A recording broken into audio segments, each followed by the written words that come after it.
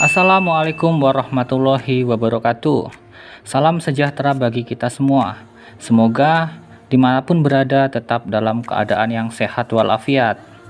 Kali ini bertemu dengan saya, Mindarto, yang akan membahas mengenai isu-isu kontemporer dalam sejarah Indonesia.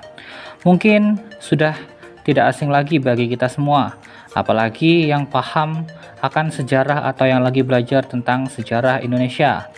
Akan tetapi, kali ini kita akan membahas tema yang berjudul Tatanan Orde Baru, Distorsi Ideologi Pancasila.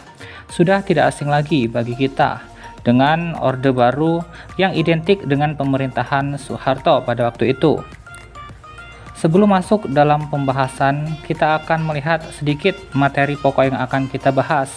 Yang pertama adalah Orde Baru dan permasalahannya, dan yang kedua adalah hubungan ideologi dan realitas pada masa Orde Baru. Yang ketiga, dunia modal pada masa Orde Baru. Dan yang keempat atau yang terakhir adalah pembangunan nilai. Sebelum masuk pada materi yang lebih dalam, alangkah baiknya kita perhatikan dan kita pahami secara seksama. Mari kita bahas satu persatu pokok materi tersebut.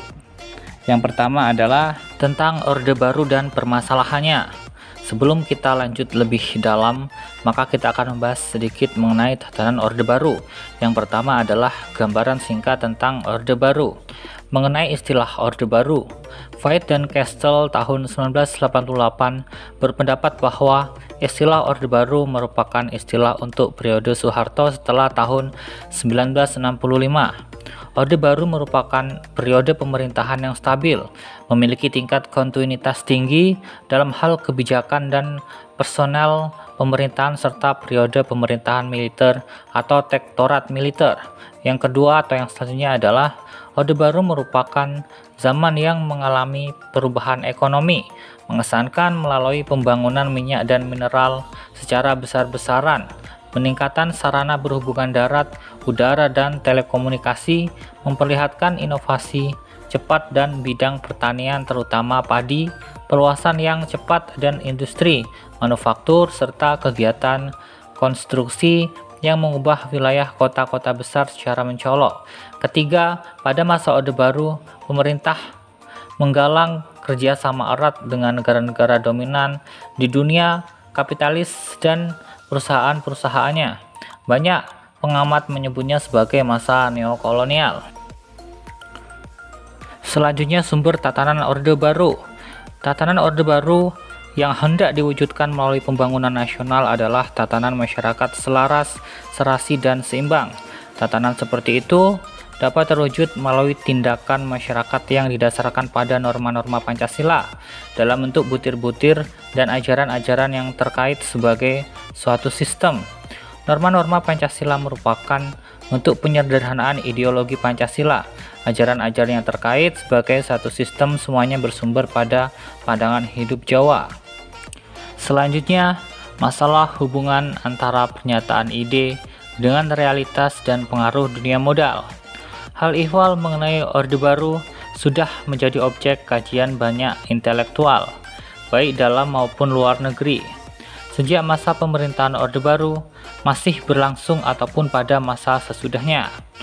Di sini akan dikaji melalui sudut pandang filsafat politik, pidato kenegaraan Presiden Republik Indonesia Soeharto pada 16 Agustus 1985 sampai dengan 1997. Pengkajian Orde Baru melalui penelusuran naskah pidato kenegaraan tersebut menggunakan metode hermeneutika fenomenologi.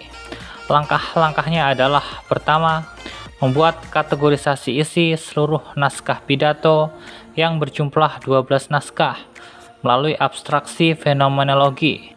Baik, selanjutnya kita akan membahas mengenai materi yang kedua, yaitu tentang hubungan ideologi dan realitas pada masa Orde Baru.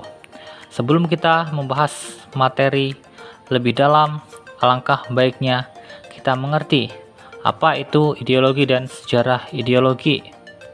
Sejarah ideologi perlu diangkat, dan di sini karena menurut sejarah sendiri, istilah ideologi berkaitan dengan praktik kekuasaan.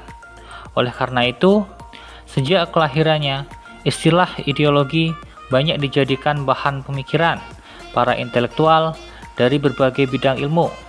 Setiap intelektual memiliki pengertian ideologi yang berbeda antara yang satu dengan yang lain. Bila berbicara tentang ideologi, maka berhubungan dengan kekuasaan. Bila berhubungan dengan kekuasaan, sudah pasti berhubungan dengan masyarakat banyak dan luas. Itu artinya, ideologi adalah sebuah paham yang digunakan oleh suatu negara. Kemudian, gambaran manusia menurut ideologi pada masa Orde Baru. Pembentukan gambaran manusia pada masa Orde Baru tidak terlepas kaitannya dengan proses perekrutan subjek ideologi melalui pendidikan, pedoman penghayatan, dan pengalaman Pancasila atau bisa disebut dengan P4. Proses rekrutmen merupakan bagian dari suatu proses mengubah ideologi dalam bentuk sistem pemikiran atau Pancasila yang terdiri dari 5 sila menjadi ideologi dalam bentuk sistem keyakinan, dan secara otomatis merupakan proses pembentukan gambaran manusia. Gambaran manusia dalam konteks ini merupakan gambaran manusia yang berbentuk dari ideologi yang disederhanakan, diproses menjadi sistem keyakinan, dan dijadikan sebagai dasar berpikir serta bertindak bangsa Indonesia. Selanjutnya kita akan membahas materi yang ketiga, yaitu dunia modal pada masa Orde Baru. Sebelum kita masuk ke dunia modal pada masa Orde Baru, langkah baiknya kita membahas ideologi dari ideologi ke ideologi. Pembangunan nasional pada masa Orde Baru menyisakan pekerjaan rumah bagi pemerintah berikutnya, yaitu penanganan pelanggaran nilai moral dan nilai hukum, seperti praktik korupsi dan eksploitasi kekayaan alam. Dalam konteks ini, pemaknaan ideologi sebagai dasar berpikir dan bertindak bangsa Indonesia ternyata tidak melahirkan tatanan masyarakat selaras, serasi, dan seimbang.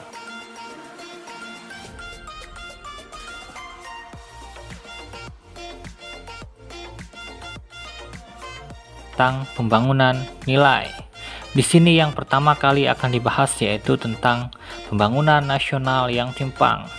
Pandangan hidup Jawa digunakan untuk menjelaskan makna ungkapan-ungkapan subjek sesuai dengan situasi sosial subjek.